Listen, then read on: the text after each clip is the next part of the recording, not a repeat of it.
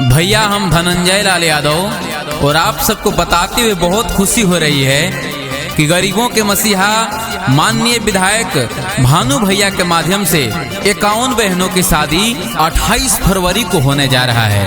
और इस शुभ घड़ी में भवनाथपुर टाउनशिप के मैदान में भोजपुरी के सुपर स्टार खेसारी लाल यादव भैया का भी आगमन होने जा रहा है।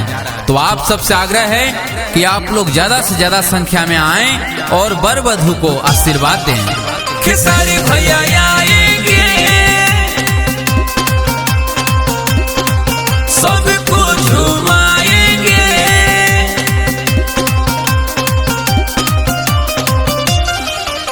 खेसारी भैया आएंगे, सबको झुमाएंगे। भवनाथपुर को भानु भैया ने खुशियों से सजा दी है। 51 बहनों की शादी है, 51 बहनों की शादी है, 51 बहनों की शादी है।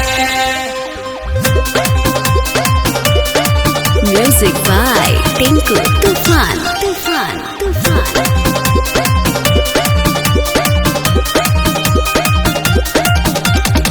भानु भैया दिए निमंत्रण शादी में आने को, गरीब बहनों को दुआ देकर फर्ज निभाने को। सबको आमंत्रण है, भानु भैया का निमंत्रण है। सबको आमंत्रण है, भानु भैया का निमंत्रण है। 28 फरवरी के दिन 51 बहनों के लिए समर्पण है, 51 बहनों के लिए समर्पण है। हजारों हजार की संख्या में आइए, जितना आबादी है हमारी हमारी बहनों की शादी है।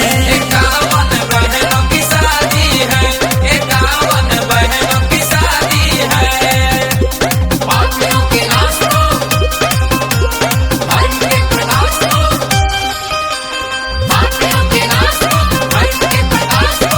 भानु जी की सेना चली, भानु जी की सेना चली, भानु जी की सेना चली, भानु जी की सेना चली। भानु भैया के संगे आई है धनंजय खेसारी, धूमधाम से शादी हुई, भीड़ हुई भारी। रोड़ी और चंदन है, रिश्तों का बंधन है। रोड़ी और चंदन है, रिश्तों का बंधन है। 51 बहनों की शादी में आप सभी का हार्दिक अभिनंदन है, हार्दिक अभिनंदन है। भानु भैया ने प्यारी बहनों की जोड़ी लगा दी है। हमारी बहनों की शादी है, 51 बहनों की शादी है, 51 बहनों की शादी है।